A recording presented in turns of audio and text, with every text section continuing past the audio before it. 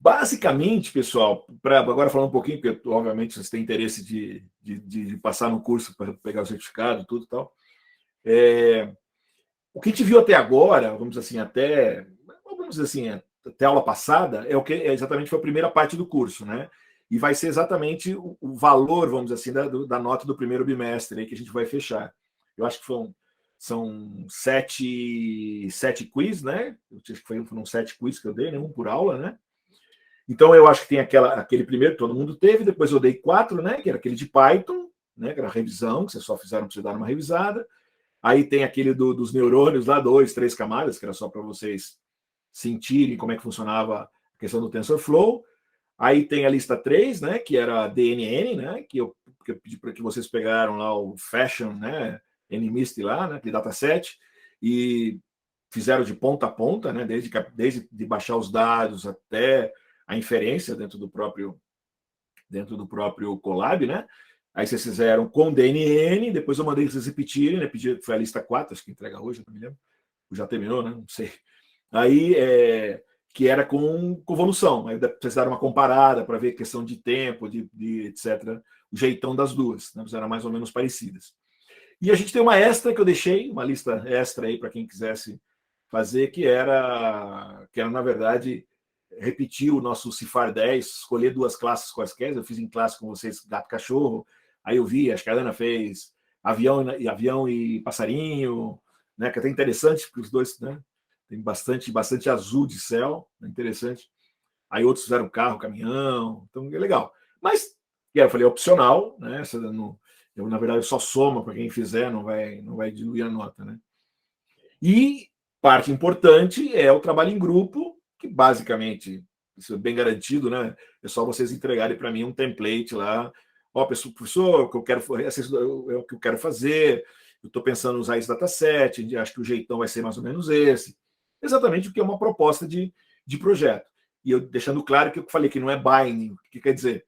Vocês me entreguem agora, a gente vai ter daqui 1 ou 2 semanas, fala, puxa vida, eu ia fazer com som, mas pô, agora aprendi vibração, e aí eu tive uma outra ideia, que agora, daqui 2, 3 semanas, vocês estão usando o kit, fazendo um projeto real. Alguém fala, sabe que, pessoal, vou mudar. Não tem problema nenhum, entendeu?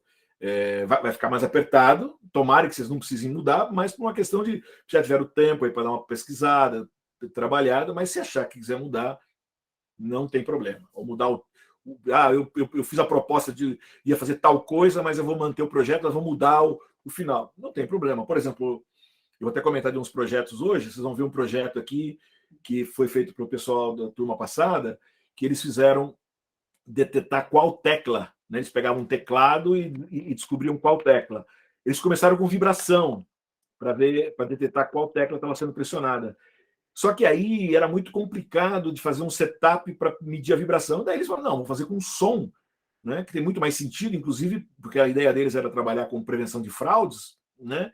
Poxa, se alguém pegar um microfone, colocar numa caixa automática e alguém olhar, o cara está digitando, o cara vai lá, ele mesmo digita 1, 2, 3, 4, 5, e captura o som que ele vai fazer, ele vai treinar um modelo que aí vai uma pessoa que digita a senha e o barulho das teclas são diferentes, você consegue saber qual tecla apertou. Né? Na proposta era vibração. No fim, eles passaram para som, mas mantiveram o mesmo projeto. Né? Então é normal. Tá bom? Acho que está mais ou menos claro essa questão, né, de projetos, né? E do trabalho, das notas, tá? Então, a partir de hoje, pessoal, então hoje a gente começa, tá? A gente pode começar oficialmente, eu acho que já deu um tempinho, né? A gente está começando hoje oficialmente a segunda metade do curso, né? A gente passou 7 semanas, que foi a primeira parte, né? Que foi a parte de fundamentos do machine learning, né? Os fundamentos, né? Do embedded machine learning, mais precisamente. E hoje a gente começa a segunda parte, que tem a ver com aplicações, né? E o deploy, quer dizer, com todas as aplicações e mais como é que eu faço para colocar isso no mundo físico, né? Vamos entrar no vamos ver de verdade, né? Que são as próximas 7 semanas, e na nossa última, que é a última semana do curso, a última, na verdade, acho que esse pedaço é um pouquinho mais, né? São 8 semanas, né? Não, são 7 mesmo, são 7, 14, na 15ª semana é a apresentação de projetos. Então ficou certinho, 7 semanas, mais 7 semanas a segunda parte do curso e a apresentação. tá bom? Ok. Deixa eu botar uma luz melhor aqui. Desliguei. Deixa que tá bom, só para... Estava muito escuro, um pouco escuro, né? Vamos lá, pessoal. Então, bacana. Então, vamos dar uma olhada. Vamos falar um pouquinho, vamos falar um pouquinho de aplicações, dar uma visão geral de aplicações de machine learning. Vou começar com as aplicações mais comuns que a gente conhece aí, que são as aplicações que envolvem classificação. Primeiro, eu vou dar uma visão geral de mais ou menos o que a gente vai fazer no curso, uns exemplos no curso, mas muito mais que isso eu quero expandir um pouco, exatamente já para também ajudar vocês aí na escolha, o que vocês podem fazer em termos de trabalho. Tá? Lembrando, machine learning, né? A gente trabalha no campo de machine learning supervisionado, né? Nós temos exemplos de classificação e regressão, né? E nós temos até machine learning não supervisionados, que é clusterização, que a gente também vai ver um exemplo no curso, que é quando a gente faz detecção de anomalias, né? Que é quando eu clusterizo meus dados e vejo algum dado que está fora fora dessas classes aí. Legal. Eu vou primeiro dividir as aplicações por indústria. Vou dar alguns exemplos de indústrias para vocês e depois eu entro alguns exemplos por linhas de sensores, que são principalmente o nosso foco dentro do curso, que nós vamos escolher 3 áreas de sensores. Quando eu falo exemplos de indústria, né, na área industrial, é muito comum eu usar machine learning, de machine learning, né, o TinyML, no que a gente chama de manutenção preditiva, tentar evitar que uma máquina quebre, etc. Essa é muito utilizada. No ano passado, por exemplo, nós tivemos grupos de alunos aqui, né, que inclusive era um grupo de alunos do Instituto Federal de São Paulo, que também fizeram o curso comigo. O que eles fizeram, por exemplo? Eles pegaram os kits do curso, ó, que está vendo o kit do curso aqui, ó, que legal. E eles colocaram, isso aqui tem um motor, aí eu tenho um sistema, né, uma redução, etc. Eu tenho um eixo aqui. E o que eles fizeram? Eles queriam determinar, eles queriam ver se tentar detectar se um rolamento estivesse com problema, o que levaria a máquina a ter uma falha. Então, classificar isso daí, né? O funcionamento de uma máquina funcionando bem ou não, ou melhor, um rolamento funcionando bem ou não. O que eles fizeram? Eles criaram artificialmente um problema, que eles pegaram um rolamento aqui, ó, pegaram um mandrilzinho aqui, uma maquininha aqui, corroeram, tá vendo? Estragaram um deles aqui, tá vendo? Tá bem estragado aqui. E aí o que eles fizeram? Eles foram lá, botaram o sistema para funcionar e foram capturando as vibrações, né? Em 2 pontos distintos. Ele analisava a vibração. Primeiro eles fizeram com os rolamentos perfeitos e depois fizeram a mesma coisa com o rolamento com problema, né? Com isso eles fizeram então uma classificação, né? Esse é um conjunto de dados com problema, esse é um conjunto de dados normais. E depois eles fizeram outra coisa. Ele falou, não, vamos pegar agora só o normal, porque aí você fala, legal, peguei esse tipo de problema que eu fiz aqui. Mas, puxa vida, eu fiz nesse rolamento específico, o rolamento número 3, se eu contar não sei quanto, mas e se o problema for uma trinca em vez de ser que eu desgastei? E se o problema for na carcaça do rolamento e não no rolamento? E se o problema for no rolamento, um outro rolamento aqui interno? Então, na verdade, eles falam, não, legal, então vamos fazer o seguinte, vamos capturar todos os dados da máquina funcionando perfeito. Aí o que você fez? Eles clusterizaram isso, né? Ou seja, criaram clusters de todos, cada pontinho desse aqui era uma medida que eles faziam. Tudo isso aqui significa que está funcionando bem a máquina. Quando eles criavam, aí quando eles colocavam a máquina rodando com algum problema, esse pontinho caía fora, né? Por vários motivos. E aí você, opa, detetei uma anomalia, aconteceu alguma coisa que está fora do normal, entendeu? Então ele não precisou ter os dados de problema antes. O que ele fez foi o contrário. Ele viu o que deveria ser dados normais. Mas para mim garantir isso, eles têm que fazer vários modos diferentes de operação, garantindo que ele conseguiu cobrir tudo que é normal. Todas as variações da máquina, variações de carga, porque ela vai mudar todo o jeito de funcionar, mas ele sabe que todo esse monte de coisa é o normal dela. Então qualquer coisa dela está fora do normal. Então uma aplicação industrial super importante, detecção de anomalias. Legal. Só pegar uma outra indústria, agricultura. Hoje a gente vê o EdML sendo usado direto em várias aplicações na agricultura. Eu vou mostrar várias hoje. Mas, por exemplo, uma bem específica, só para dar um exemplo, né?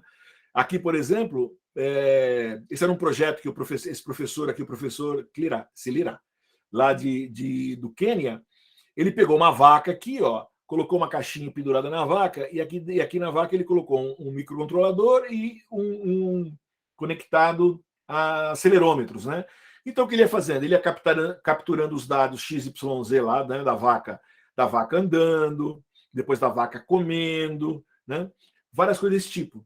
E aí o que ele fazia? Ele, na verdade, nesse exemplo aqui, o que ele estava querendo fazer era só capturar os dados para analisar o comportamento da vaca. Mas daqui, uma vez que você tem esses dados do behavior da vaca, vamos dizer assim, né? O que eu posso fazer? E o que é que muita gente faz? Eu pego isso aí, treino e consigo fazer um modelo, que aí eu ponho de volta na vaca aqui, que à medida que assim eu consigo saber se a vaca está andando, eu só gero um sinalzinho, eu guardo um dado andando. Então, beleza, eu posso transmitir esse dado andando e não faço mais nada. Aí, de repente, a vaca começou a comer, eu mando um dado, iniciou, está comendo. Enquanto ela está mantendo aquele dado, eu estou mantendo.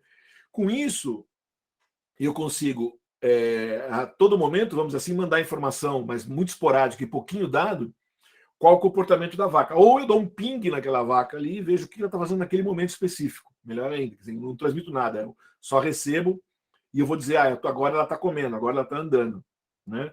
Que é outra aplicação. Inclusive, tem uma empresa das Filipinas que estão fazendo um trabalho muito legal com isso, né? Filipinas, eu sempre confundo. Indonésia, desculpem, eles são da Indonésia, são de Jacarta. E eles é uma startup pequenininha, mas um pessoal super legal. Ele já tem uma aplicação funcionando. Inclusive, acho que depois qualquer coisa passa até eles fizeram um monte de dados das vacas comendo, andando, etc., e colocaram no Edge Impulse, né? Depois dá até um dataset que a gente pode usar se alguém quiser trabalhar com vaca, tem acesso depois para testar isso, para não ter que capturar os dados. Talvez, vamos dizer assim, deve funcionar mais ou menos, né? O ideal é sempre você pegar os dados com o seu sensor, depois fazer a inferência com o seu sensor.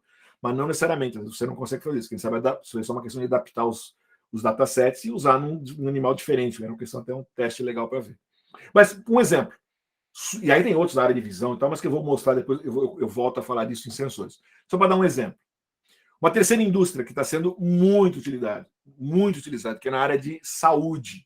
Eu acho que já comentei com vocês um exemplo que a gente fez aqui, aí na Unifei, com o pessoal com uns alunos meus, foi da primeira turma, mas foi um trabalho de TFG, do TFG deles, né?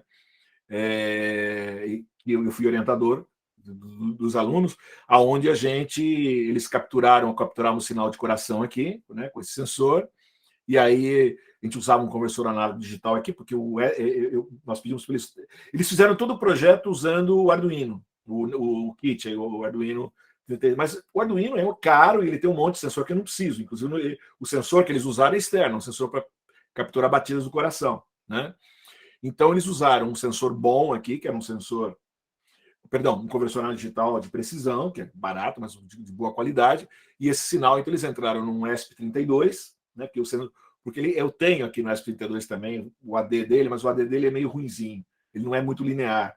Então, muito barato isso aqui, com R$100 aí de componentes aí, eles fizeram um detector de doença cardíaca, de afibrilação, né, de afibrilação cardíaca. Aqui tem as informações dele, tem o GitHub, todos os dados, eles pegaram o dataset, tudo que eles fizeram trabalhar, etc. Aqui tem um videozinho também que vocês podem olhar, que eles apresentaram no congresso de IoT aqui em São Paulo. Tá? Então, legal. Isso só para vocês terem uma visão geral, que eu tenho várias aplicações por indústria, né?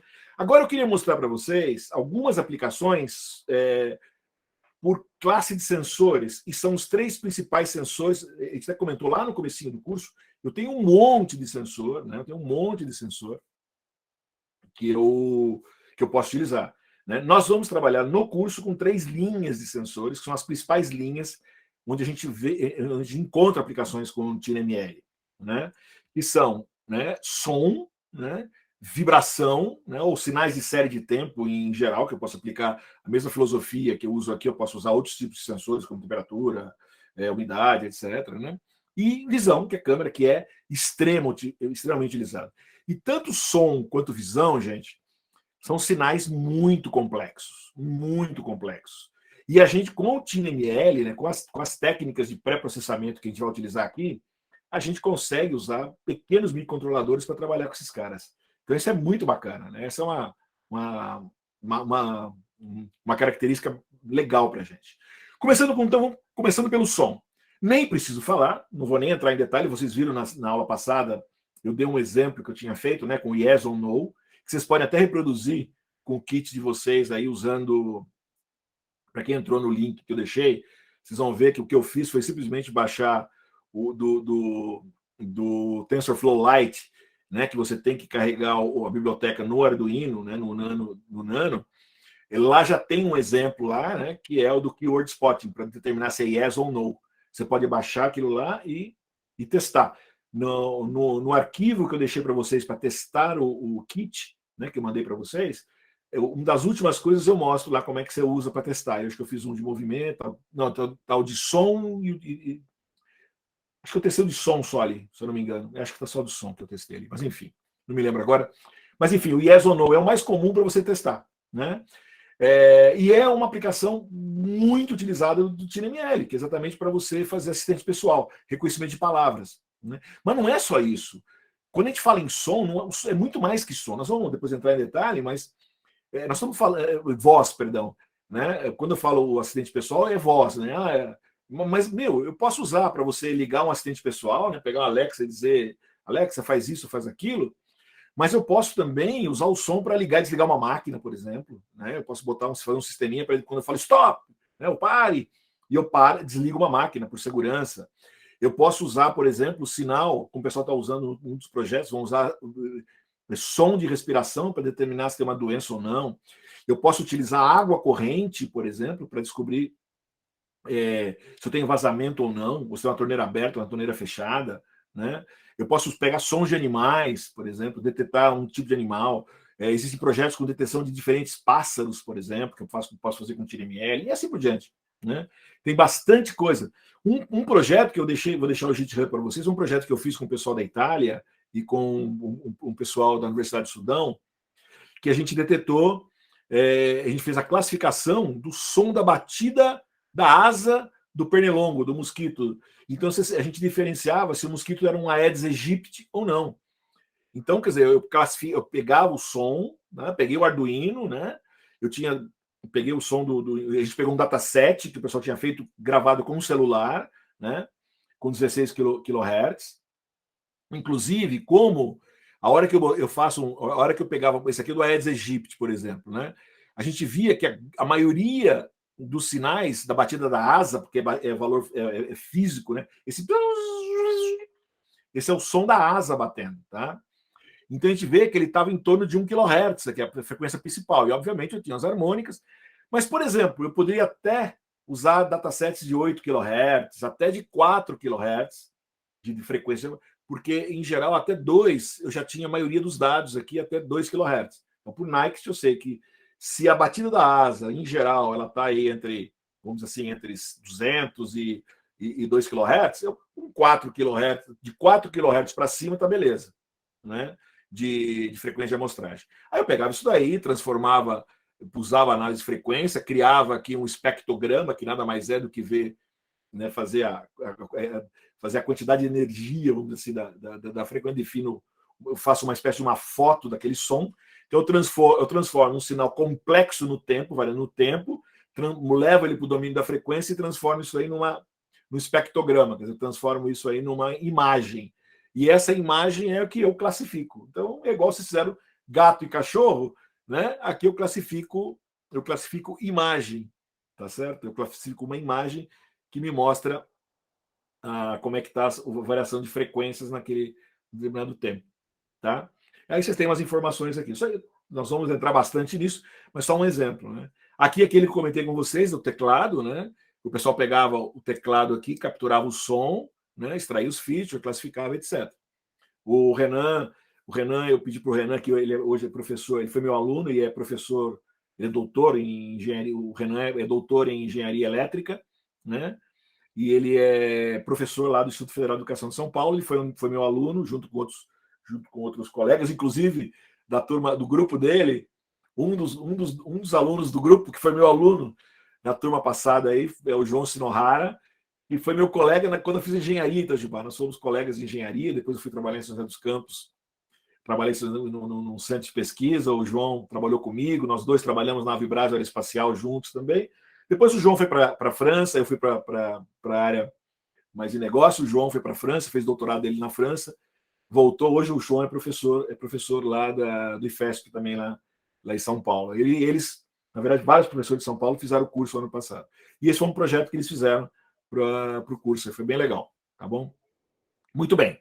Então, vocês olham, também tem até aqui a apresentação do professor Renan lá num congresso, que eu participei de um congresso de IoT em São Paulo esse ano, e eu convidei o Renan, convidei o Guilherme, que foi meu aluno aqui da Unifei, que fez o eletrocardiograma, e um outro aluno, que é o João Vitor, que fez um classificador de problemas de café, que eu vou mostrar também.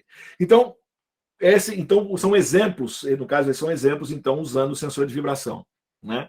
Nós vamos fazer, som, né? Então, assistente pessoal, a questão da tecla, o mosquito e tal. Nós vamos trabalhar aqui, o laboratório que a gente vai fazer vai ser mais simples, mas a filosofia é a mesma, que para vocês poderem capturar os dados, e desde a captura do dado até o deploy, que vai ser a gente definir, fazer uma classificação de palavras aí, né? Um keyword spot. Então nós vamos trabalhar com isso aí. Vai ser o nosso laboratório aqui. Mas, obviamente, que vai ter mais coisa. Em termos de vibração, né, nós temos vários tipos de projetos, né, é muito utilizado. No fio vocês já viram aí, que eu comentei que o pessoal fez na área industrial, a questão de detecção de anomalias, mas é muito comum também, por exemplo, um projeto feito na África, vocês entrarem aqui, vocês vão ver um monte de utilização, usado hoje para detectar como é que behavior em elefante, que são projetos para defesa de elefantes aqui, tá bom? E a gente vai ver no nosso curso usar a vibração, por exemplo, nós vamos fazer um exemplo básico aqui, mas que basicamente é uma simulação de estresse mecânico em transporte. Quer dizer, vou transportar uma carga, né? Como é que eu conseguiria determinar se essa carga está parada, ou se a carga está sendo levantada ou não por um forklift, né? Ou se ela está sendo transportada por navio ou por carro, quer dizer, pela variação de vibração, né, de um acelerômetro, a gente conseguiria determinar o que está acontecendo com a carga. Nós vamos fazer isso aqui no curso, tá bom? Terceira linha que a gente vai trabalhar é com visão, tá? Desde a coisa mais básica, que você consegue saber se é uma pessoa ou não é uma pessoa, que é, de verdade, muito utilizado quando a gente... É usado hoje em dia em campainhas especiais, né? Quando eu comentei lá no primeira aula, um exemplo real, né? Que você tem campainhas inteligentes que conseguem saber se uma pessoa chegou ou não. Então, nós vamos pegar dados de pessoa ou não pessoa e detectar, conseguir fazer isso. Vocês conseguem, esse daí, inclusive, vocês conseguem testar facilmente com o TensorFlow Lite. Um dos exemplos é person, no person. Né? Tá lá, vocês podem olhar, põe para vocês, ele diz que é uma pessoa, você põe para a parede, não é uma pessoa. Isso é interessante, você vê. Por imagem eu consigo saber, consigo classificar se é uma pessoa ou não é uma pessoa. Mas mais do que isso, né, exemplos reais, por exemplo, detecção de fogo na floresta. Aqui você tem esse projeto aqui que foi lá do Haxter, que eu coloquei, são um sensor em drone, usando o TinyML, um projeto real, que o pessoal ganhou prêmio, muito legal. Mas, por exemplo, o pessoal da primeira turma aqui do IEST 01, o pessoal no primeiro semestre do ano passado, o pessoal usou o kit de vocês, eles fizeram todo um treinamento com imagens, né, de incêndio, não incêndio. Aí eles tiveram um problema, quando eles fizeram o deploy, aí punham a câmera num pôr do sol, ela dava problema, achava que era incêndio. Aí eles foram lá, tiveram que capturar todo dados, um monte de imagens de pôr do sol, e fazer de novo o mesmo projeto. É super legal. Então, para compensar, né, isso daí, tá bom? Então, é um projetinho bem, bem legal. Tá? Um outro projeto real, o João Vitor, né, ele está ele participei da banca, esse foi o trabalho do TFG dele também, ele foi meu aluno, depois até nós discutimos esse projeto durante o curso, mas foi o projeto TFG dele, né? Muito legal o projeto, ele foi em fazendas de café da região, ele explica aqui, depois se vocês entram aqui, eu deixei para vocês o link do vídeo dele, ele explica, ele foi na região de Itajubá, capturou um monte de folhas de café com problema, com tipos de doença, usou usou imagens em tandem, né? Quer dizer, 2 projetos em cascata. E primeiro ele capturou vários tipos de doença, e tinha um dos tipos que eram subdoenças, ele pegou, foi lá, depois fez um segundo modelo, né? E aí, inclusive, ele usou um modelinho com. Ele usou MicroPython, nesse caso específico aí, porque ele não usou o Arduino, ele usou um outro microcontrolador que funciona bem com MicroPython, né? Que era um RISC-V, que você compra no mercado, um câmera, acho que pagou R$200 aí no Brasil. Ele tem um processador de rede neural interno, então que facilita pra caramba. Né? Então ele tem uma câmerinha, tem o microcontrolador com rede neural interna de 32 bits e tal, da CID, né? Chinesa, e funcionou super bem. Ele fez essa caixinha ele fez em 3D, etc. Tá bom? Vocês podem dar uma pesquisada aí depois. Tá bom? E só para comentar com vocês, tudo isso aqui a gente está fazendo classificação de imagem. É uma coisa ou outra. Só queria chamar a atenção de vocês que hoje em dia a gente já tem um novo tipo, na verdade, dentro de computer vision, né? Classificação de imagem é apenas uma das áreas que o machine learning tem atuação. A segunda área é a detecção de objetos, que é muito mais complexa, porque imagina o que eu quero fazer aqui. Eu tenho essa imagem aqui, olha, eu tenho um monte de. Eu tenho aqui eu tenho por exemplo, tinha um Raspberry Pico, aqui eu tenho um Vue, aqui eu tenho o nosso kit do curso, aqui eu tenho um Xio, aqui eu tenho uns SPCAM, e aí eu queria determinar, dentro de uma imagem, descobrir vários objetos diferentes dentro de uma mesma imagem. Isso chama detecção de objetos. E, por exemplo, usando o Raspberry Pi, por exemplo, ou usando celular, por exemplo, que é o Edge ML, beleza, super fácil. Eu vou deixar para vocês a aula 16A, eu não vou dar, mas eu tinha feito uns projetos com o Raspberry, fazendo classificação de imagem e detecção de objetos, fazendo a inferência. Eu deixo todos os Jupyter Notebooks, tem um videozinho, 1 hora mais ou menos. Foi uma aula que eu dei aí em Itajubá, mas não faz parte do curso. Eu dei para um pessoal do curso de computação, isso foi em 2020, eu acho. Mas acho que é legal para vocês verem usando no Raspberry Pi. Tá? Mas o legal, só para comentar com vocês, que esse ano a Edge Impulse, por exemplo, lançou um novo modelo, não, um framework para você fazer detecção de objetos que chama FOMO. Tá? Na verdade, ele é baseado em classificador, mas ele analisa, eles chamam de área de calor, eles conseguem determinar onde estão os objetos. Os modelos clássicos de detecção de objeto, vocês já devem ter visto, parece uma caixinha em volta assim, do objeto. Porque ele detecta, na verdade, não só que objeto é, mas aonde ele está fisicamente e qual o tamanho dele. O FOMO, esse modelo, eu consigo saber o que é, tá? Então aqui eu consigo classificar, ó, por exemplo, aqui eu estou vendo aqui a SPCAM, eu tenho 2 SPCAMs, eu tenho uma Nano, um Pico, um Vue, e eu consigo saber o centroide aqui, quer dizer, aonde que está o objeto dentro da imagem. Eu só não consigo determinar qual o tamanho do objeto. Mas quando eu quero usar contagem, por exemplo, isso pode ser muito útil. Então é uma área nova. Eu até testei com o nosso kit. Como a qualidade é muito baixa da câmera, ele se perde um pouco, mas já é possível utilizar. Esse projeto aqui, que eu deixei para vocês aqui, eu uso o Portenta, né, que é o Portenta, que é esse cara aqui, né? Quer dizer, é um muito mais complexo do Arduino, né? Ele já é bem mais caro, ele custa com shield de visão, ele custa $150 nos Estados Unidos, né? Ele chega no Brasil aí por, sei lá, vai chegar isso daí $500, quer dizer, é muito caro, né? Infelizmente. Mas é uma área, eu estou querendo fazer uns testes usando a SPCAM, porque ela é mais barata, né? E a gente está vendo com o Edge Impulse, para a gente ver como é que. Eu já testei classificação de imagens com a SPCAM, funciona super bem. Eu publiquei um tutorial no Hackster, né? Mas eu queria ver se a gente conseguia fazer de maneira realmente funcional, como o SPCAM é um pouquinho melhor até que o Arduino, ver se a gente consegue, e a câmera é melhor também, e é barata aí no Brasil, para a gente ver se a gente consegue fazer detecção de objetos. Mas é uma outra área legal, tá? Só para vocês saberem que existe para trabalhar. Pessoal, aqui eu deixei alguns exemplos para vocês de alguns projetos que eu fiz de visão, som e vibração. usando... Na verdade, eu deixei vários tipos de microcontrolador diferentes. Então, por exemplo, aqui eu fiz, como comentei, acabei de acabar, eu fiz classificação de imagem usando uma ESP-CAM, e aqui eu tenho classificação de imagem usando o Portenta. Aí, e classificação de imagens é uma das áreas que a gente vai usar aqui no curso. Em som, aqui eu fiz um projeto usando o Nano, de vocês, que a gente vai usar aí para classificar palavras, mas aqui eu fiz, por exemplo, classificando... Eu peguei som de água correndo em diferentes temperaturas. Eu peguei água fria e água quente, tá certo? E foi um trabalho interessante. Aí o que eu fiz? Eu gravei a água correndo fria e a água correndo quente. E depois o que eu fiz? Eu classifiquei.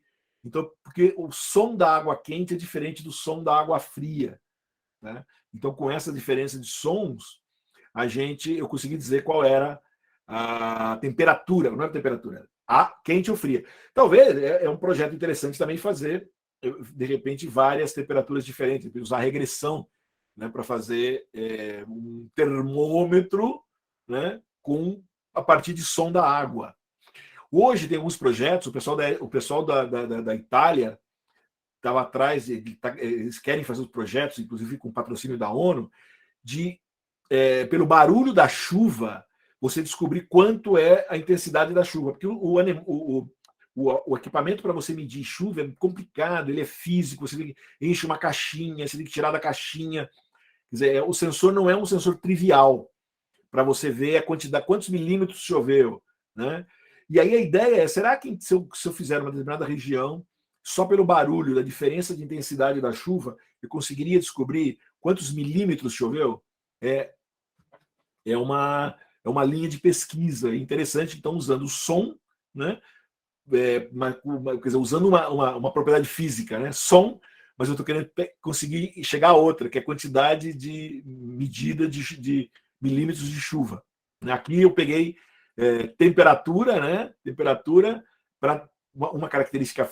Perdão, eu peguei som para chegar numa outra quantidade física, que é temperatura. Tá? Então, um exemplo. Aqui tem o material para vocês. Vibração, né? Eu fiz um projeto usando o Pico, o Raspberry Pico, para reconhecer movimentos, né? É legal aqui que, inclusive, eu fiz todinho ele em C++. Eu não usei Arduino, não usei o IDE do Arduino. Então, é interessante para a gente trabalhar. Tá? E o Vue, que é um terminal que quem quiser fazer projeto, alguns projetos quiserem usar o Vue, é só falar com o professor José Alberto, para a turma. A gente tem aí Vues também, que seria legal a gente trabalhar, ele é legal, que ele tem um display, ele tem um sensor de vibração interno, se precisar, inclusive vem com sensor externo de som, para medir distância, então de repente contagem de pessoas, tem um projeto legal, que de repente seria um projeto legal se algum grupo quiser fazer, usando o Vue aqui. Vue terminal, seria outra coisa. Tá bom? Pessoal, e por último, só para a gente lembrar, eu queria só também comentar, a gente não é só classificação que a gente consegue fazer com TinyML. Eu consigo fazer regressão também. Inclusive é interessante, existe aqui um projeto no Hackster, que o pessoal foi colocando, da Red Impulse foi colocando quantidade de arroz, então ele punha lá 10 gramas de arroz, tirava um monte de foto. 11 gramas de arroz, não sei se ele fazia de 1 grama ou de 10 em 10, acho que era de 10 em 10, 20 gramas de arroz, 30 gramas de arroz, 40 gramas de arroz. E aí ele ia tirando fotos disso daí, e aí fez classificação de fotos, fez um programa usando regressão, mas a partir dos dados de imagem, para determinar, quer dizer, seria uma balança visual. Tá? Então isso tem muita utilidade. Inclusive, aí na época, no segundo semestre do ano passado, tinha um pessoal da Unifei, junto com o pessoal da Escola de Medicina de Itajubá, orientada pelo professor Carlão, que estavam fazendo, a partir da imagem das seringas, imagem da quantidade de líquido dentro de uma seringa, até determinar quantos ml você tinha ali dentro da seringa, para você usar em sistemas cancerígenos, etc.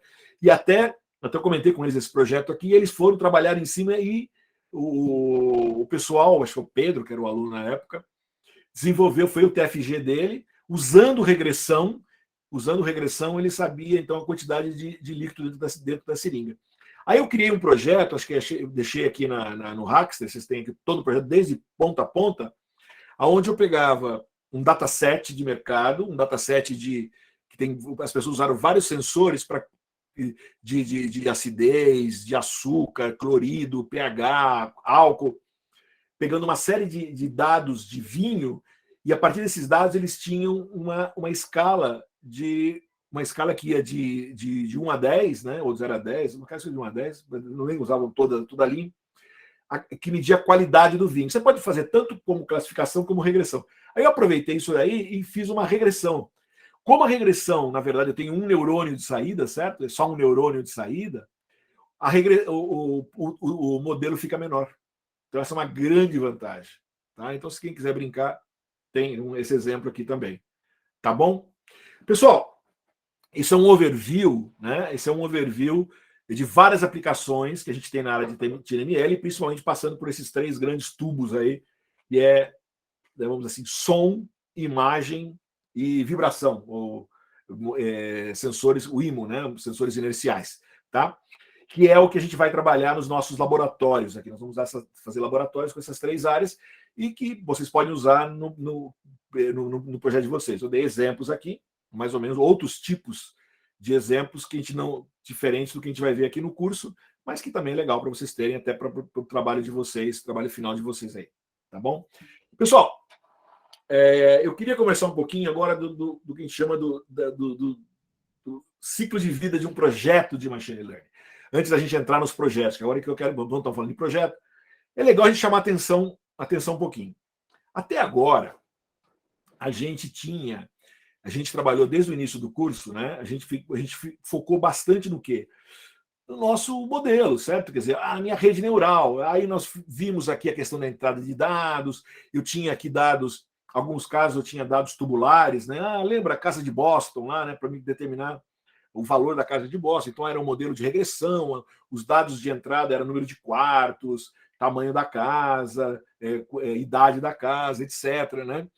Aí a gente viu vários tipos de modelo, a gente viu modelos de regressão e de classificação. Aí dentro de classificação a gente viu o modelo dense, aí nós vimos modelos por convolução para trabalhar com imagem. Né? Aí a gente treinou isso aqui, a gente viu métricas, a gente trabalhou com inferência, quer dizer, o que é inferência? Lembra? A gente fez o modelo, botou lá se é cachorro, se é gato, fizemos um programinha para usar o modelo para determinar um, determinar outro. Quer dizer, a gente fez um monte de coisa até agora, nessa primeira parte do curso, né? Mas, na verdade, quer dizer, é importante ter que tudo isso que a gente fez, no fundo, nós ficamos bem focados no código do machine learning. No TensorFlow, como é que eu faço, como é que eu ponho lá. Quer dizer, vocês viram que os dados, os datasets que a gente usou foram bem simples, né, de uma maneira geral. Já veio um pouquinho trabalhado. Né? Eu não fui na rua buscar um dado novo, um dado assim para trabalhar do zero no dataset. Em alguns casos, muitos de vocês que me mostraram o trabalho que vocês fizeram, o trabalho extra que vocês fizeram, vocês foram lá e pegaram imagem de avião, imagem de carro, imagem de passarinho, que foi imagem real. Vocês foram na internet, buscaram a imagem, usaram o modelo e pegou, não pegou, né? Conseguiu classificar aquela imagem. São dados reais, mas fomos todos treinados com um volume grande de dados do Cifar 10, que era um modelinho que já estava arrumadinho, um valor pequeno, era todo já, vamos dizer assim, já mais limpo, e principalmente com label. Isso é uma parte do trabalho quando eu estou fazendo um projeto de machine learning. Essa é uma parte importante, mas não é única. Eu tenho mais um pouquinho de coisas que eu tenho que levar em consideração, além do que nós vimos até agora. Né? Ou seja, nós vamos trabalhar, a coleta de dados é super importante. Aí, uma vez que eu coleto esses dados, eu preciso verificar se os dados estão certos ou não estão certos. Eu preciso limpar isso daí, eu preciso arrumar isso daí. Tá certo ou não? Eu preciso fazer todo um pré-processamento depois desses dados. Em muitos casos, a gente viu pouca coisa, mas você já citei bastante pré-processamento aqui hoje no curso. Né? E quando a gente falei do som, por exemplo, eu peguei som e transformei som em um sinal de série de tempo em imagem. Isso é pré-processamento, e nós vamos ter que vou mudar de uma coisa em outra, vou mudar de dados de série de tempo em dados de imagem. Né? Isso é tudo parte do pré-processamento. Eu vou ter que limpar um dado, eu vou ter que... Eu mudei os pixels, nós já vimos alguma coisinha, mas tem bastante coisa nessa área aqui. Né? Aí dentro do meu sistema eu preciso configurar todo né, o nosso sistema de machine learning, né? Toda a parte do que a gente chama de feature engineering, que é como é que eu vou fazer os modelos, e a mãe já viu, mas tem todo um campo aqui, né? E aí vai, análise do modelo, depois como é que eu vou pôr esse modelo para funcionar, monitorar esse modelo depois para ver se ele está funcionando na prática. Quer dizer, quando eu estou falando de um projeto completo, de ponta a ponta, que vai virar um produto, vamos dizer assim, eu tenho muitas áreas envolvidas, né? Existe a disciplina que olha tudo isso aí, né? É o que chama de MLOps, né? Machine Learning Operations. Né? Tem todo um cursos disso, papers voltados para o MLOps, né? Que não é o objeto desse curso nosso aqui, mas é importante vocês terem a ideia que não é só o modelo em si. A gente vai expandir esse modelo agora, começar a expandir para gerar um projeto. Não vamos usar todas as ferramentas e nem vamos fazer produtos finais para você botar para funcionar na prática, mas nós vamos cobrir bastante áreas, vamos dizer assim, de projetos de machine learning. Importante que, quando eu estou falando de projeto de machine learning, o que está falando é que é um projeto, tudo isso tem a ver com infraestrutura. Né? Tem uma infraestrutura, quando eu tenho uma infraestrutura de inteligência artificial, uma infraestrutura de projeto de machine learning, eu consigo, vamos dizer assim, talvez que vocês já viram nos projetos simples que a gente viu até agora, mas vale a pena a gente olhar, em vez de olhar todo esse projeto como um bloco total, começar a dividir esse cara. Tá? Então eu vou dividir esse cara, por exemplo, em 4 grandes áreas: Data Engineering, Model Engineering, Model Deployment e Product Analytics. Esse é o que a gente vai menos usar aqui, né, que é a parte mais já virar produto, mas de uma maneira geral, a gente até já viu isso, vocês querem ver, mas a gente tem que agora começar a expandir a mente da gente para fazer projetos mais reais. Por exemplo, quando eu falo de Data Engineering, né, tem a ver com, obviamente, com a parte de dados. Vocês já fizeram bastante coisa, já trabalharam bastante coisa, mas quando vocês forem fazer o projeto agora, que no começo da aula a gente estava discutindo projetos, dado o som, tem a ver com ter problema ou não ter problema, né? De ter uma doença ou não, dependendo do som da respiração. A gente tem que definir bem quais são os requerimentos do dado, né? Quando eu fazer o projeto, que dados eu estou falando, né? Aí depois eu tenho que ver como é que eu vou coletar esses dados. Eu vou usar dados, eu vou encontrar um banco de dados de mercado, vou ter que somar isso com dados reais. Nós estávamos discutindo, o pessoal vai pegar um dado de respiração, mas vai usar também gravar a respiração de pessoas para poder complementar esse dataset, tá certo? Quer dizer, então, aí você tem que levar em consideração a parte de coleta. Aí labeling, né? Quer dizer, eu vou checar, então eu capturei dados de pessoas normais, aí eu vou lá, esse vai ser um label que eu vou ter, cada dado desse eu tenho que gerar um label, é um label, normal, verificar dados, eu pego um dataset, mas de repente o dado está errado, eu tenho que acertar esse dado, quer dizer, aí eu tenho que inspecionar e limpar o dado, de repente eu tenho um dado errado, aí de repente aquele dado, por exemplo, você capturou um banco de dados, às vezes tem ruído ali, eu tenho um dado, de repente tem um spike assim, você fala, não, esse vai estar ruim, vou limpar. Ou você gravou e de repente alguém deu um grito, você estava gravando a respiração da pessoa, de repente, sei lá, o seu mãozinho passou correndo lá e deu um grito, aí parece o sinal, ficou tudo assim, puxa, vou filtrar isso aqui, eu vou cortar esse pedaço. Você vai ter que limpar esses dados, preparar esses dados, né, para você poder fazer o treinamento. Em alguns casos, você tem que fazer um data augmentation, né, que nós já vimos. Às vezes você precisa pegar um dado e modificar o dado, quer dizer, artificialmente aumentar o dado, né? E de repente ir atrás de mais dados, etc. Tá certo? Quer dizer, quando a gente fala do data engineering, é tudo o que envolve a parte de dados, de coleta, de tratamento, de inspeção, de análise, de limpeza, tudo para deixar ele pronto para você entrar com ele lá no modelo. Depois, né? Sempre lembrando, quer dizer, com essa coisa de pegar mais dados, às vezes você tem que mudar o teu requerimento até, né? Mas tudo bem. O segundo é o modelo em si, que é o que a gente mais usou a gente mais fez na primeira parte do curso, né? Que é exatamente o que tem a ver com treinar, né? Tem a ver todo o foco é o treinamento do modelo de inteligência artificial aqui, certo? Agora, principalmente no nosso caso, você vai ter que levar em consideração, puxa, mas como é que eu vou, de repente, eu usei um modelo, funciona bem, mas está levando 4, 5 segundos, por exemplo, para reagir, né?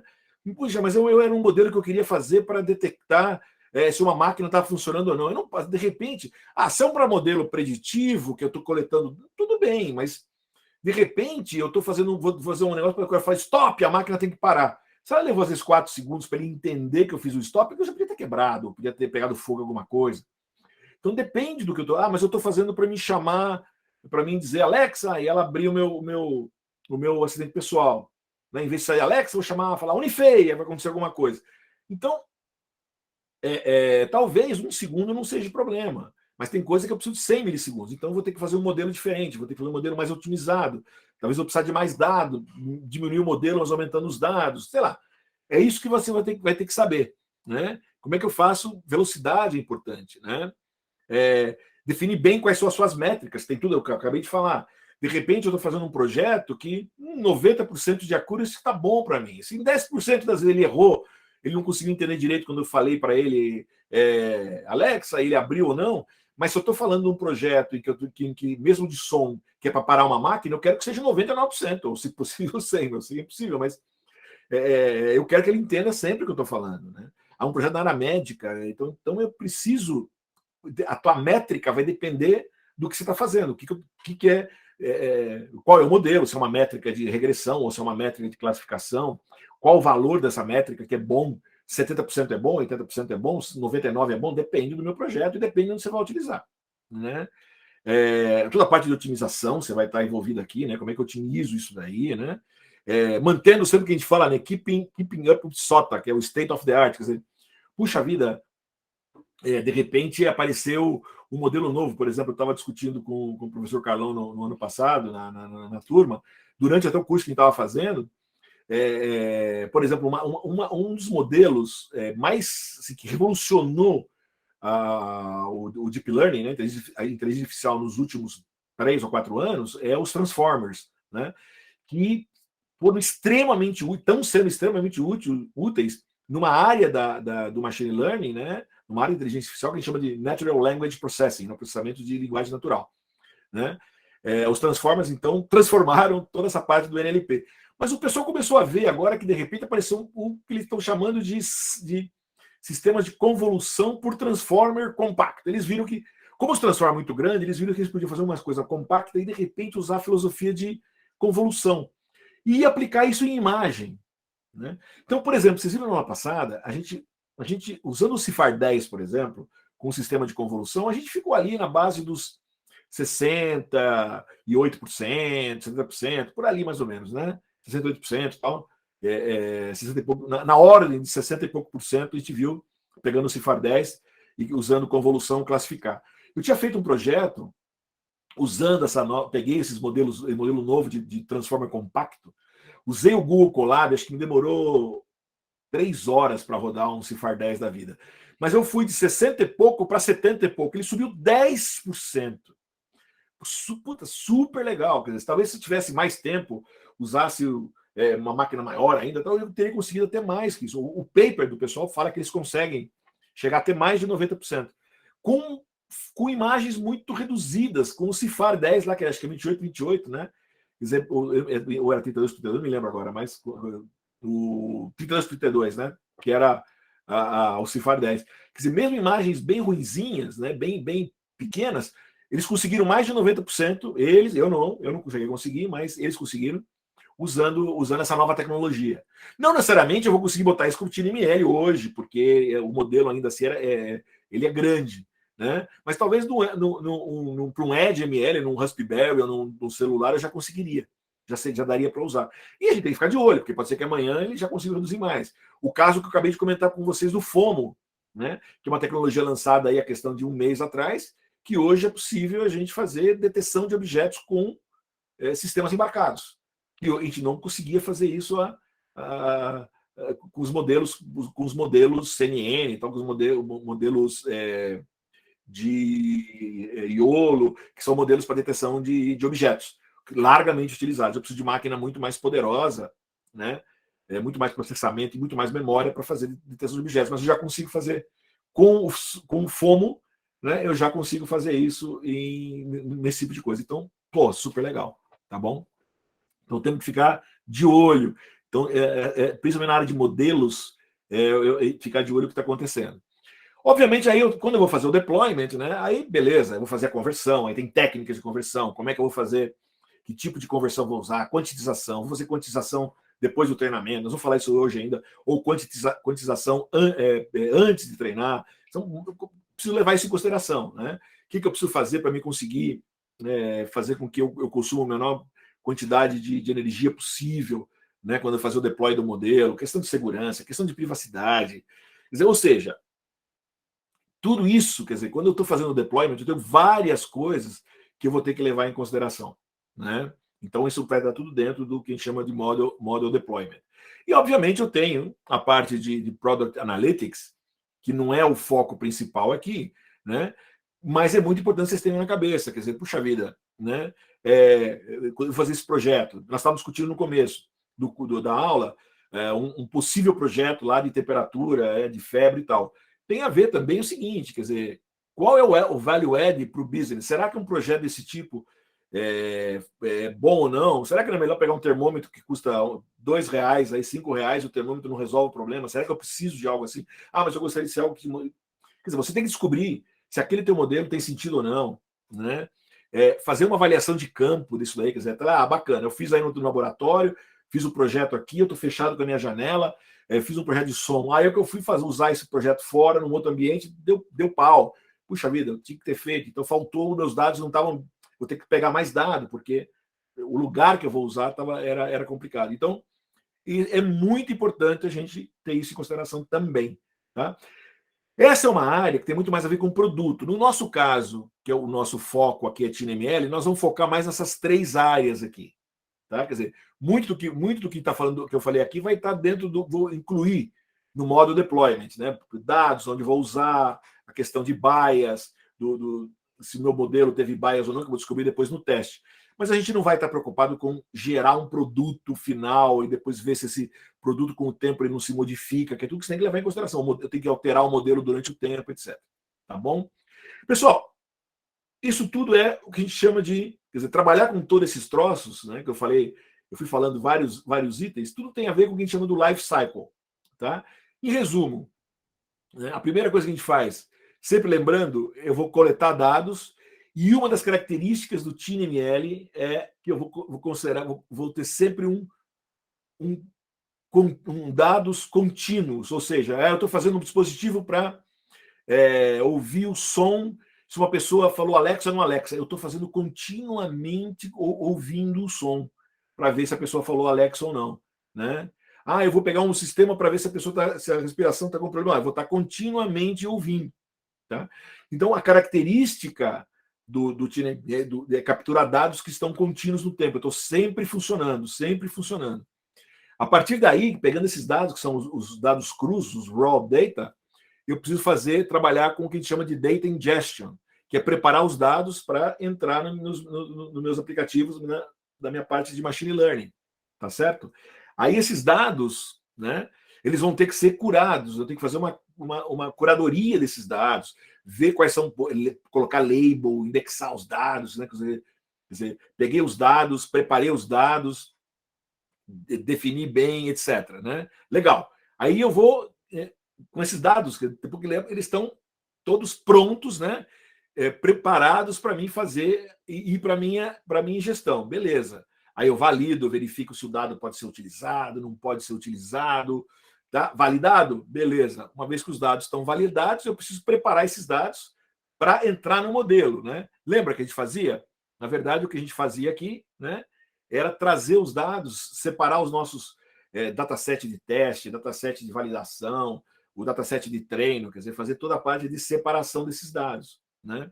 E uma vez que eu tenho esses dados, né, isso aí vai para o meu, que eu treinei, eles vão ser, vou para a minha avaliação, a gente usou isso aqui, vejo qual foi os valores, se minha accuracy deu certo, não deu, quanto foi que eu cheguei de accuracy, né? E faço o deploy, uma vez está funcionando, beleza, vou fazer o deploy disso daí, e isso daí, na verdade, volta para o meu sistema, vamos dizer assim. Boto esse modelo para funcionar, vou capturar mais dados, isso nunca para. Né? Então, captura o dado, limpo, né, eu capturo o dado, preparo os dados, limpo os dados, né, separo os dados, treino, faço avaliação deles, faço o deploy do modelo e assim vai. Né? Agora, eu chamo a atenção de vocês que, 60%, 70%, 60%, 70% disso aqui, né, tem a ver com dados. Então, quando eu falo de um projeto de machine learning, pessoal, de verdade, o que a gente fez hoje na primeira parte do curso, os dados, vocês não gastaram nada de tempo, porque os datasets estavam bonitinhos. A maior parte do tempo, quando vocês fizeram aí as listas de casa, foi pensar no modelo, foi treinar o modelo. Até teve umas perguntas de quiz, um pouco de sacanagem aí, que eu falei, pessoal, quanto gasta mais tempo? Muita gente falou, é não treinar o modelo. Na verdade, não é. Mas eu posso levar horas e dias para treinar o modelo. Mas o modelo desse tamanho, eu levei, às vezes, meses, semanas, anos para preparar os dados. E dentro de um projeto de machine learning, fazer com que os dados estejam bem feitos é o mais complicado. É o mais chato, mas é o mais importante. Então, tenha isso bem na cabeça e lembrem sempre desse ciclo. Tudo isso que a gente está falando. Tá? Então, só para fechar, né? Quando a gente fala do workflow, né? Então, da infraestrutura de IA aqui, né? Que são essas partes, a gente já trabalhou com isso. Acho que é importante vocês terem isso claros. Né? A gente, durante o nosso curso aqui, agora voltando ao que a gente vai fazer, né, nós vamos trabalhar basicamente com 3 famílias de sensores, certo? Sensores de som, sensores de imagem, sensores de vibração, tá certo? Esses sensores, na verdade, são a minha parte da minha vão ser o que vai gerar meus dados da minha infraestrutura de IA, certo? Mas a gente já viu que a estrutura de IA é formada por essas 4 grandes áreas, então, na verdade, esses sensores é a entrada do meu sistema de aplicação, né? A primeira aplicação do TinyML, e quem me garante essa aplicação é exatamente essa infraestrutura formada por essas partes aqui. Tá? Agora vamos só voltar no passado e ver o que a gente fez até hoje no curso aqui na primeira parte. A parte de Data Engineering era exatamente o que a gente fez, lembra? Coleta de dados e pré-processamento de dados. A gente fez isso várias vezes, de uma maneira simples. A gente abaixava os nossos datasets lá da Google, né? Alguns vocês baixaram lá um carinha que tinha feito o Cifar 10 também. Aí vocês foram lá, pegaram, subiram isso para o Edge Impulse. Pré-processar os dados, que significa, no caso nosso de imagens, foi algo, né, vamos lá, vamos dividir por... No caso, lembra das casas de Boston, eu tive que olhar lá e normalizei todos os dados para ficar todos de 0 a 1, por exemplo, passou de menos 1 a 1, né, para não ficar as variações. No caso das imagens, a gente dividiu tudo por 255, né, para pegar os pixels e fazer todos virarem, em vez de 0 a 255, para ficar de 0 a 1, para trabalhar melhor. Vocês viram que alguns de vocês, eu falei, faz sem normalizar, vocês viram que piorou um pouquinho o accuracy do final, né? Vocês testaram lá no trabalho de casa, né? Depois a gente viu o Model Engineering tem a ver com Design a Model, Train a Model. Estou só tentando fazer a conexão dos dois nomes aí, né? Depois a gente tem o Model Deployment, tem a ver com avaliação, que a gente fez vários casos, analisar e ver se estava direitinho, qual que eram as métricas, né? E o que nós vamos ver muito agora, a partir de agora, a parte de conversão. Né? Conversão e como é que eu faço o deploy do modelo. Né? E, obviamente, a inferência está um pouco dentro desse Product Analytics, que é a última parte. Para fazer todo esse workflow, a gente tem baseado aqui no nosso curso no TensorFlow, tá certo? A gente usou o TensorFlow nessa primeira parte aqui até agora. Ou a partir de hoje, a gente vai começar a ver o TensorFlow Lite, que é principalmente usado para mim fazer a conversão e o deploy do modelo, e o TensorFlow Lite Micro, que é o que a gente vai fazer, vai trabalhar para poder rodar inferência, né? É um conjunto de funções aí, né? É um pedaço de framework que vai rodar dentro do microcontrolador, né? Otimizado para microcontroladores, para poder permitir que a gente faça a inferência. Tá? Então, pessoal, né, a gente tem, então, o Data Engineering, que são dados que eu posso coletar ou do microcontrolador ou trazer de um banco de dados, como muitos de vocês estão fazendo agora, tá certo? Aí eu vou fazer toda essa parte do Model Engineering, Model Deployment. Em geral, eu estou fazendo na nuvem. Quando eu falo nuvem, eu estou usando o Colab ou o teu computador, quer dizer, não estou usando não estou fazendo no dispositivo. E a inferência, né, em geral, eu vou fazer lá no meu dispositivo, tá certo? A minha parte final, quando eu fizer o modelo, fazer o deploy do modelo, eu vou fazer o deploy do modelo no dispositivo. Então, eu começo capturando dados do dispositivo e termino fazendo o deploy no dispositivo. Agora, é importante que o nosso curso inteirinho é baseado no framework da Google, do TensorFlow, que é o mais largamente utilizado hoje no mercado. Mas não é só ele. É importante vocês terem na cabeça que não é só ele, por exemplo. Para fazer a parte de treinamento, existem outros frameworks, né? Alguns super importantes, como, por exemplo, o Scikit-learn, mas que é muito focado para machine learning tradicional, árvores de decisões, outros tipos de modelos mais simples. O Scikit-learn te resolve o problema, você não precisa usar o TensorFlow. Até algumas redes neurais simples ele também consegue fazer. O Theano, pessoal, era muito utilizado, é super poderoso, inclusive o TensorFlow, quando ele desenvolveu o fluxo de tensores, etc., eles se basearam no Theano, tá certo? Mas vamos dizer, só que o TensorFlow é uma maneira muito mais simples, fica mais fácil, intuitiva de trabalhar, ainda mais com Keras em cima. Então, vocês viram que a gente consegue fazer modelos de inteligência artificial de maneira muito simples, né? Trabalhar com treinamento de redes neurais. Gente, há 5 anos atrás, a negada que trabalhava só com os Theano da vida é uma coisa de doutorado. Vocês perceberam? Então, esse tipo de framework ajudou a gente pra caramba. O Torch assim, é um concorrente, entre aspas, do Theano, é outra filosofia, mas são concorrentes. A Facebook, a Meta, né, hoje, né, a Meta é dona, que desenvolve, da mesma maneira que a Google faz o TensorFlow, a Meta trabalha com PyTorch, que é baseado no Torch. Hoje, o TensorFlow e o PyTorch são os dois frameworks mais utilizados no mercado, talvez o TensorFlow uns 70%, o PyTorch 30%. O pessoal de universidades, de pesquisa científica, gostam muito do PyTorch. Tá? Mas, para aplicações que vão até a prática mesmo, o TensorFlow ainda ganha. Tá? De questão de deploy. O Café também foi muito utilizado, é bem complexa, muito complexa. Eu só usei alguma coisinha já desenvolvida com Café, eu nunca trabalhei mesmo. É bem complexa. E aqui também, gente, não é só o TensorFlow Lite Micro que você tem para fazer inferência em dispositivo. Por exemplo, um muito utilizado dentro do STM, para os processadores da STM, o STM Cube AI, também te ajuda, trabalha para você fazer esse tipo de coisa. Aí tem o uTensor, Glow, que eu nunca utilizei os outros caras, tá? Nunca utilizei. Mas eles existem, para vocês terem uma ideia. Então, não é só o TensorFlow Lite Micro que a gente vai usar aqui no curso. Tá? E lembrando também que é óbvio que a gente tem aí, né, o nosso TML né, de ponta a ponta, que é o Edge Impulse, que é o nosso auto machine learning. Vocês já viram que ele é poderoso? Ele me ajuda desde a coleta de dados até a minha inferência, quer dizer, até eu controlar a inferência lá no final. Então, fazer o deploy, pelo menos, né?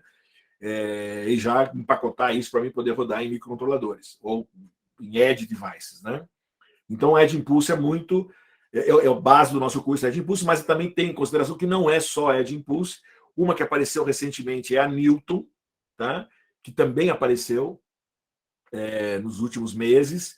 Eles, inclusive, eles têm alguns aplicam modelos, por exemplo, até em microcontroladores de 8 bits, até num Uno, você colocar alguma coisa pequenininha, uma árvore de decisão, alguns modelos menores, você consegue colocar dentro do Newton, tá? Então, funciona bem. Tá? Eu cheguei a ver alguma coisa, não fui a fundo, porque eu não gostei muito, assim, ele tem parte que é grátis, mas você tem que pôr seu cartão de crédito para entrar.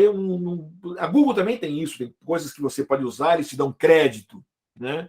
Em algumas aplicações na Google Web e tal. Eu prefiro trabalhar com o Edge Impulse, que eu acho que o Edge Impulse, pelo menos, o Edge Impulse assim, não, olha, tantas horas é grátis, tamanho de modelo até tal tamanho, você vai lá, você entra, você faz, você usa, eles te dão suporte, e você não tem que entrar com nada, com cartão de crédito, com nada.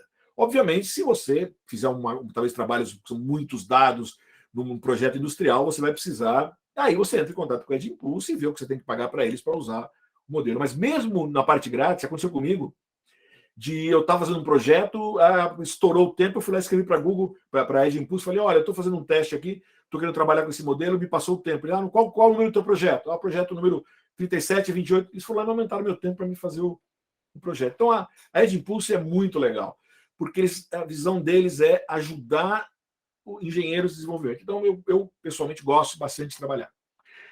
Pessoal, esse é todo o nosso universo aí de aplicações. Acho que essa primeira aula de hoje foi para dar essa visão geral para vocês.